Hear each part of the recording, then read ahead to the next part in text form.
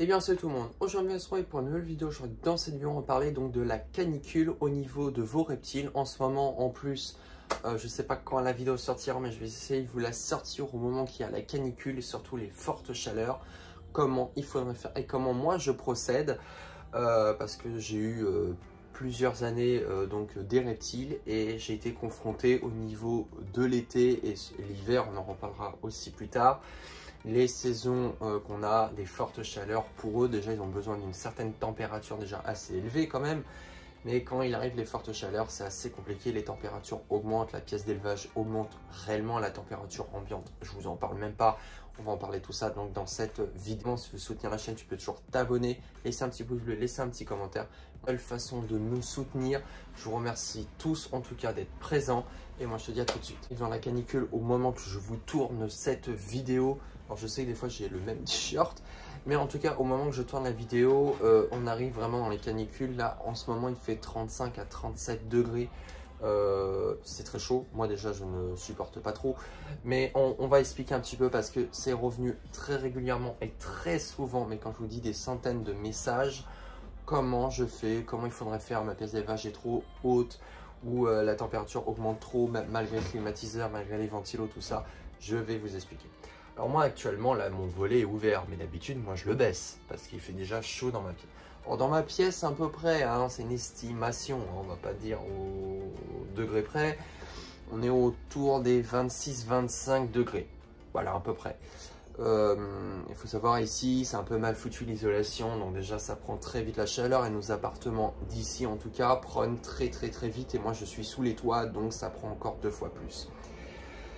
J'ai beaucoup d'animaux qui demandent effectivement des fortes chaleurs, d'autres demandent 28, d'autres demandent 32, d'autres demandent 31, d'autres demandent pas du tout, d'autres demandent la température ambiante, enfin bon voilà. Le souci qu'il arrive en été, c'est que bon, moi j'ai les thermomètres, j'ai les thermostats qui sont là. Bon, vous ne les voyez pas, je sais que j'ai eu des reproches là-dessus, mais ils sont sur les côtés ou sur derrière, donc je vérifie quand même les températures. Sauf que ça augmente tellement trop que des fois je suis obligé, quand je descends des fois les thermostats, ça augmente encore. Alors ce que je fais sincèrement, je coupe l'alimentation complète de mes tapis chauffants pendant 4 à 5 heures et ça baisse vraiment la température. Des fois on est obligé, on ne peut pas faire autrement. Les thermostats, le souci c'est qu'eux ils vont contrôler au niveau de la température au niveau du tapis chauffant. Vous avez votre tapis chauffant, vous mettez la sonde au niveau du thermostat, il va contrôler exactement la température qu'il va falloir donner. Sauf que le problème dans la température ambiante donc de ce terrarium là par exemple va être beaucoup plus élevé. Donc le souci lui il va juste réguler au niveau du tapis chauffant. Ce qui m'est arrivé des fois dans mes terrariums, bon, je vois par exemple 30 degrés et puis au final dans le truc dedans il fait 34, 35, 33, enfin bon c'est trop élevé pour eux. Alors des fois je suis obligé complètement pendant 6 heures, 7 heures de couper le tapis chauffant, donc l'alimentation au niveau des chauffages et ça descend vraiment progressivement. Alors je ne mets pas toute la journée, effectivement, je ne coupe pas toute la journée les tapis chauffants. Je le mets le matin jusqu'à 11 h, 11 h midi, et puis de midi ou 13 h, j'en sais rien, jusqu'à 16-17 h, je coupe. Et malgré que je coupe, il fait quand même 30-31, donc c'est les températures adaptées. On est obligé avec la canicule des fois de couper le chauffage. Malgré qu'on baisse des fois les tapis chauffants, moi je connais beaucoup de personnes qui ont ce même problème-là, les températures ambiantes restent quand même très élevées. Surtout, bon, avec 30, 31, 32, 33, ça peut passer. Mais là, comme il va arriver et comme il est arrivé des 38, 39, 40, laisse tomber. Après, pour votre pièce d'élevage, moi, ça m'est revenu souvent. Comment tu fais et comment je pourrais faire descendre la température? Bah déjà, ouvrez toute la nuit et ouvrez le matin. Après, fermez bien vos volets et mettez bien un ventilo ou une clim. Alors, le ventilo, contrairement à la clim, le ventilo brasse de l'air. Hein. C'est juste de l'air qui vous envoie, mais c'est de l'air chaud. Hein. C'est rien du tout. Ça fait frais sur le moment, vous le coupez, il n'y a plus rien. La clim, ça serait mieux. Pour moi, ce que je fonctionne, c'est qu'il va falloir déjà ouvrir vos fenêtres pour vos pièces d'élevage assez régulièrement. Déjà, pour renouveler l'air. Déjà, une base qui est là. Deuxièmement, mettez un ventilo si vous voulez, mais ça ne changera pas grand-chose.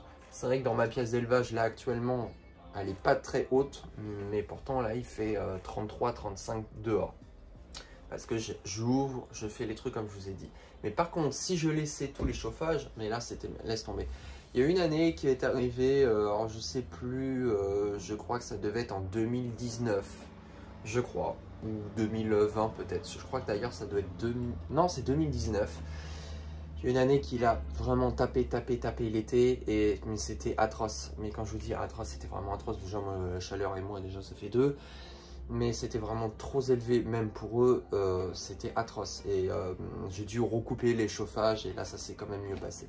Donc faites ça, observez votre pièce. Je ne sais pas comment elle fonctionne. Moi, je fonctionne comme ça. Il y a des amis à moi qui fonctionnent pareil. Il y a des professionnels, donc là, des éleveurs que je connais, que je discute avec eux. C'est pareil, ils fonctionnent comme moi. On ne coupe pas toutes les journées, on coupe de temps en temps quand les moments sont vraiment très élevés. Moi, par exemple, là, je laisse juste l'éclairage. Et dans les terras, il fait quand même 31 ou 31,5 ou 30. Voilà, ça dépend pour certaines espèces. Voilà, il faut vraiment faire attention. Le deuxième point, moi, que je vais en revenir, j'avais déjà fait une vidéo, donc d'ailleurs, sur l'hydratation au niveau des serpents, on peut l'appeler au niveau des reptiles. Il faut changer l'eau assez régulièrement l'été. Je suis désolé, il faut changer assez régulièrement. Je sais qu'il n'y en a pas beaucoup qui vous en parlent. Je sais que c'est un sujet, j'ai l'impression qu'encore c'est tabou. Il faut changer l'eau assez régulièrement. Faites des pulvérisations aussi, alors pas quotidiennes, mais de temps en temps dans les terrariums. Ça permettra de créer une hygrométrie et un petit peu de fraîcheur. Ce que je fais, ça marche d'autant mieux.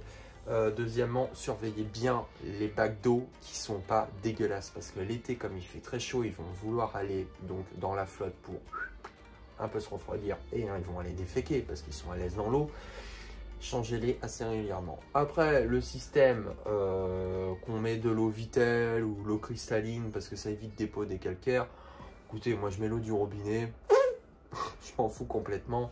Je les nettoie au moins une fois ou deux fois par semaine. Je prends un produit vaisselle, je prends une éponge, je frotte. On peut me prendre du vinaigre blanc aussi, ça existe, c'est un produit qui est très bien. Je l'utilise même pour le ménage de la maison. Donc vous inquiétez pas, vous pouvez le faire comme ça. Surtout, pensez bien à l'hydratation au niveau de la canicule. C'est comme pour nous, hydratez-vous, il faut les hydrater.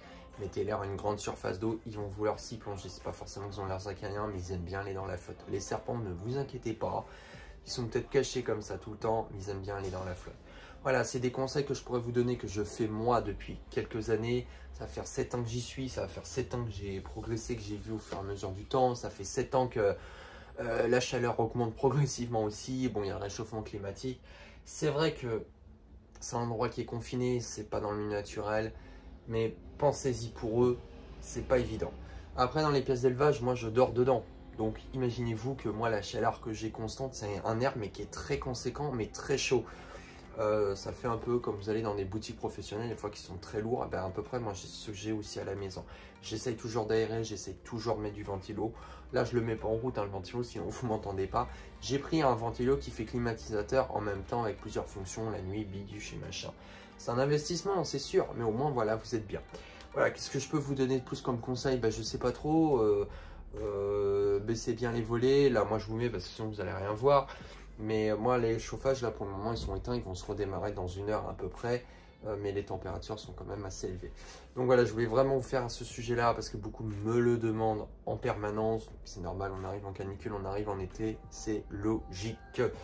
Donc voilà, donc j'espère que la vidéo t'aura plu. Si la vidéo t'aura plu, tu peux toujours laisser un petit pouce bleu, laisser un petit commentaire. Tu peux toujours t'abonner. Et puis moi, je te dis à la fois prochaine. Allez, salut!